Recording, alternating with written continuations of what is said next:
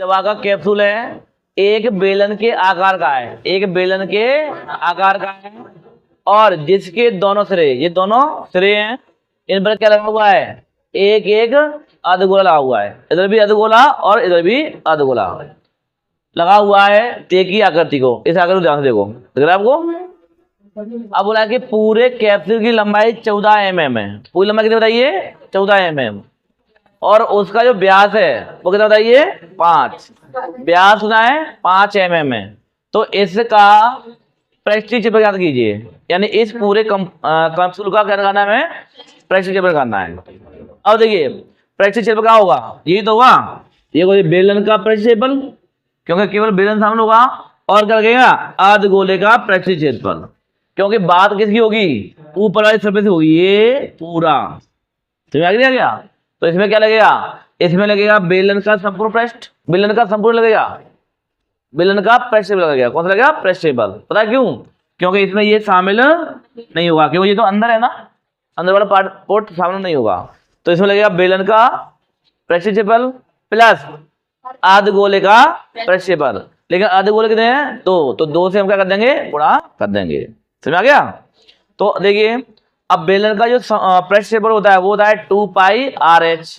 हमें r भी चाहिए और हमें h भी चाहिए, लेकिन हमें ना तो हमें r पता और ना ही हमें इसकी h पता। तो निकालता हूं, देखिए पहले कौन, देखिए बेलन की त्रिज्या, बेलन की त्रिज्या कितनी होगी। तो देखिए अगर पूरा व्यास 5 है तो बेलन की त्रिज्या क्या बताइए, 5/2 mm होगी, नहीं होगी, यानी इसको क्या बोलेंगे बताइए, 2.5 बोलेंगे, 2.5 mm आ जाएगा। जो बेलन का जो व्यास होगा, बेलन की जो त्रिज्या होगी वही किसकी होगी बताइए, अर्धगोले की। यानी बेलन और अर्धगोले की त्रिज्या कैसी होगी, सेम होगी। तो ये लिखूंगा कि हमें अर्धगोले की त्रिज्या, अर्धगोले की त्रिज्या ये भी कितनी होगी बताइए, ये भी 5/2 m होगी, या इसको बोलेंगे 2.5 mm। ये दोनों की त्रिज्या आ गई। लेकिन मुझे क्या चाहिए, बेलन की लंबाई चाहिए, क्योंकि बेलन तो यहां से स्टार्ट हुआ है और यहां पर खत्म हो गया, ये लंबाई चाहिए ना मुझे तो बेलन की। अब ध्यान देखिए, अगर ये पूरा व्यास 5 है तो इसकी त्रिज्या क्या बताइए, 2.5 लिखी मैंने अभी, देखो ये भी तो 2.5 होगी, 2.5, तो ये भी कितनी होगी बताइए, 2.5। तो मुझे बताइए ये कितनी होगी बताइए, ये कितनी होगी बताइए, ये भी 2.5 होगी, क्योंकि मैंने तो पढ़ाया है कि किसी भी वृत्त में केंद्र से कहीं भी लाइन खींच दूं तो क्या बनती है, त्रिज्या बनती है। और देखिए त्रिज्या यही तो होता है बड़ा अर्धगोला, ध्यान से देखिए, है कि नहीं है। तो जितनी ये होगी उतनी ये होगी।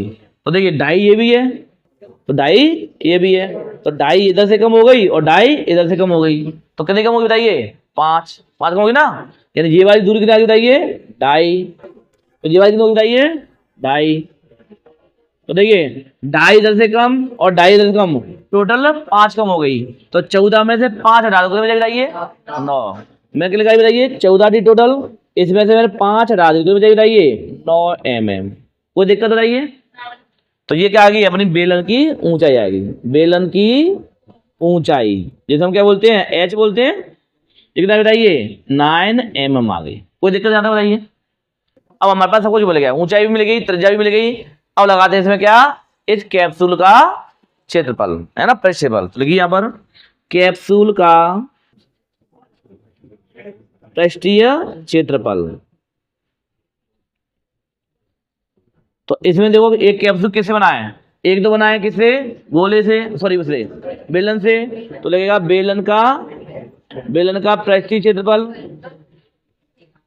और प्लस क्या होगा, प्लस होगा अर्धगोले का पृष्ठफल, अर्धगोले का पृष्ठीय क्षेत्रफल।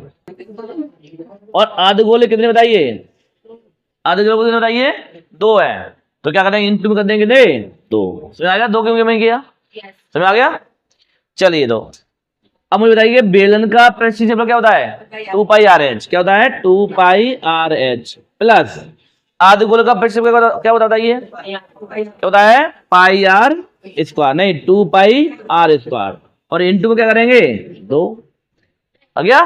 और रख दिए यहाँ पर वैल्यू, देखिए 2 पाई होती है 22/7 इंटू r, आगे बताइए 5/2 टाइम में तो करना है ना, 5/2 इंटू एच, एच कितना बताइए 9, प्लस 2 इंटू 22/7 इंटू आर, आगे बताइए 5/2 बटे 5/2 है ना, क्योंकि आर पे स्क्वायर है ना, इसलिए 5/2 इंटू 5/2 और इंटू में क्या है 2, समझ आया ना।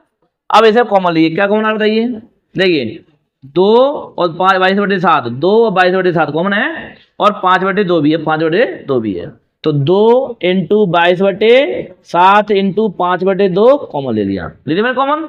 तो अंदर क्या बचेगा, देखिए ये वाला पार्ट ये बाहर आ गया, यहाँ बचेगा 9 प्लस ये बाहर आ गया, ये बाहर आ गया, ये बाहर आ गया, ये बचा 5/2 इंटू में 2, कोई दिक्कत, देखिए 2 से ये 2 कट हो गया, तो ऊपर क्या बचेगा 5 दूनी 10 और 5 दूनी 10 1 11, 110/7, यहाँ अंदर आइए, 2 से 2 कट गया, तो 9 और 5 कितना बताइए, 9 5 14, तो ये 14 हो गया 14, और 14 से 7 कट जाएगा, कितनी बार बताइए 2 बार, रहेगा 110 इंटू 2 कितना बताइए 220 और mm स्क्वायर, ये आंसर हो गया।